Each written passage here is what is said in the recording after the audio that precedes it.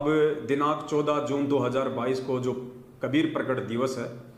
जिसे हम सतसेवक भाई बहन नहीं मनाते हैं, क्योंकि हम सतसेवक भाई बहनों को वास्तविकता का मालूम हो चुका है कि वास्तविक जो कबीर है वर्तमान में कलयुग की पिछली पीढ़ी में, वो कोई दाढ़ी मूंछ वाली फोटो नहीं है। वास्तविक कबीर, सच्चा कबीर, यथार्थ कबीर, जिंदा कबीर सतगुरु रामपाल जी भगवान स्वयं हैं। और यदि हमने किसी का प्रकट दिवस मनाना है तो 8 सितंबर के दिन अपने पूज्य गुरुदेव का ही प्रकट दिवस मनाना है, उनका ही सतगुरु दिवस मनाना है। एक कागज की फोटो का, जो कि गुरुदेव ने अपने सत्संगों में काल्पनिक घोषित कर दी है, फर्जी घोषित कर दी है, हाथ से बनाया हुआ चित्र घोषित कर दिया है। हम सतसेवक उस फोटो का प्रकट दिवस मना के अपने गुरुदेव को दुखी नहीं करना चाहते हैं और ना हम दुखी करेंगे। और सन 2019 से हम इस कबीर प्रकट दिवस को त्याग कर वर्तमान कलयुग की पिछली पीढ़ी के असली कबीर सतगुरु रामपाल जी भगवान का 8 सितंबर के दिन प्रकट दिवस मनाते हैं। लेकिन परमेश्वर कहते हैं कि संत ना छोड़े संतता, चाहे कोटिक मिले असंत। जो संत होगा वो अपनी साधुता का, अपने संत पने का परित्याग नहीं करता है। और जो दुष्ट प्रवृत्ति के लोग होते हैं उन पे किसी भी प्रकार से ना ही तो गुरु ज्ञान का असर होता है, ना ही साथ संगति का कोई असर होता है। तो मेरे पीछे आप जो ये पीला पर्चा देख रहे हैं, ये 5 जून 2022 को अपनी उसी दुष्टता के तहत भगत समाज को वापस एक बार पुनः काल भगवान के भांग के नशे में सुलाने की दिशा की ओर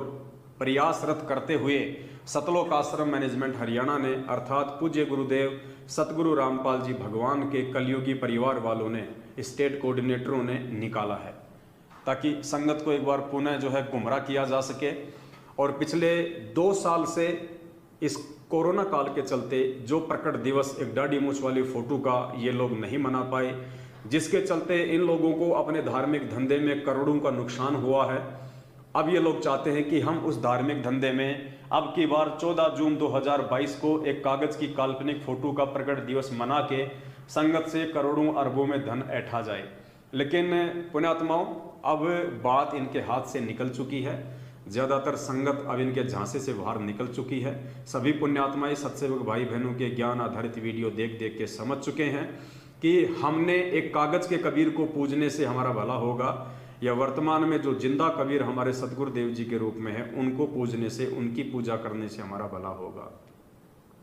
जो कागज की फोटो ना हमें सत्संग सुना सकती है, जो कागज की फोटो ना हमें आशीर्वाद दे सकती है, जो कागज की फोटो ना हमें नाम दीक्षा दे सकती है, ऐसी कागज की फोटो को भगवान मान के पूजना तो वर्तमान के भगवान सतगुरु रामपाल जी भगवान की निंदा करना है, उनकी चुगली करना है।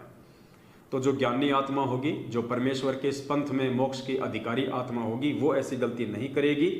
लेकिन इन लोगों ने एक प्रयास किया है इस पीले पर्चे के माध्यम से कि संगत को एक बार पुनः डराया जाए, धमकाया जाए, या संगत को एक बार भावों में भावित करके ऐसी ऐसी मीठी मीठी वाणियां लिख के संगत को एक बार पुनः इन फर्जी आश्रमों की तरफ दौड़ाया जाए। क्योंकि 14, 15, 16 जो इस कबीर प्रकट दिवस के उपलक्ष्य में ये लोग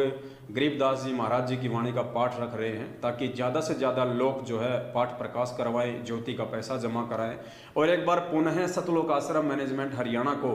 अपनी अय्यासी के लिए, अपनी रंगरेलियों के लिए संगत से करोड़ों में धन इकट्ठा करने का मौका मिल जाए। लेकिन अब ये संभव नहीं लग रहा है। दास आपको इस पीले पर्चे के ऊपर एक नज़र डलवाना चाहेगा, आप जी थोड़ा ध्यान से सुनिए और हम निष्कर्ष निकालेंगे परमपिता परमात्मा के ज्ञान आधार से कि वास्तव में क्या सत्य है, क्या असत्य है। ये पीला पर्चा सतलोक आश्रम मैनेजमेंट हरियाणा की तरफ से है या पूज्य गुरुदेव जी ने हिसार जेल से लिख के भेजा है। और ये पीला पर्चा हमारे लिए कितना महत्व रखता है और कितना महत्व नहीं रखता है, क्योंकि अब जितने भी भगत भाई बहन हैं, ज़्यादातर जो सतलोक आश्रम मैनेजमेंट हरियाणा के साथ भी जुड़े हुए हैं, उन्होंने उनको दान धर्म तो देना बिल्कुल ही बंद कर दिया है। क्योंकि उन्हें मालूम हो चुका है कि हमारे दान का सरेआम हमारी आंखों के सामने दुरुपयोग किया जाता है, राजनीति में लगाया जाता है, आरक्षणों में दिया जाता है, गैंगस्टरों की CBI जांच में दिया जाता है, अपनी रंगरेलियों के लिए गाड़ियां खरीदी जाती हैं, लोगों ने अपनी प्रॉपर्टियां बना ली है और झूठे फर्जी आश्रमों में, इन पत्थरों में संगत के दान का पैसा बर्बाद किया जा रहा है। जबकि पूज्य गुरुदेव जी ने वर्षों पहले अपने सत्संगों में कह दिया था कि पुण्यात्माओं, आने वाले समय में ये नकली संतों के जितने भी आश्रम हैं ये सब के सब हमारे ही काम आएंगे। तो संगत ने निष्कर्ष निकाल लिया कि गुरु जी का वचन सत्य है, गुरु जी ने जो बोल दिया वो देर सवेर होना ही होना है। तो जब नकली संतों के इतने बड़े बड़े आश्रम जो हजारों बीघा जमीन में फैले हुए हैं, एक से एक अच्छे से अच्छे आश्रम बने हुए हैं, जब पूज्य गुरुदेव जी ने कह दिया कि आने वाले समय में ये आश्रम हमारे ही काम आएंगे, तो हम अपने दान का पैसा सतलोक आश्रम मैनेजमेंट हरियाणा जैसे कुपात्र संस्था को देके इन फर्जी आश्रमों में लगवा के, इन पत्थरों में लगवा के हम क्यों बर्बाद करें। तो जिनको अपने गुरु वचन के ऊपर विश्वास है, जिनको गुरु जी के सत्संग रूपी शब्दों पे विश्वास है, उन आत्माओं ने सतलोक आश्रम मैनेजमेंट हरियाणा को दान धर्म देना बंद कर दिया है। ये बात और है कि किन्हीं कारणों से ये लोग अभी भी सतलोक आश्रम मैनेजमेंट हरियाणा के साथ में मात्र शारीरिक रूप से जुड़े हुए हैं। धीरे धीरे परमात्मा उनको सद्बुद्धि देंगे, उनको हिम्मत देंगे। जहां वो आर्थिक रूप से इनसे दूर हुए हैं, ज्ञान आधार से सत्सेवकों के वीडियो देख के, परमेश्वर के सत्संगों पे विचार करके धीरे धीरे ये लोग शारीरिक रूप से भी सतलोक आश्रम मैनेजमेंट हरियाणा से पीछे हटेंगे, इतना हमें दृढ़ विश्वास है।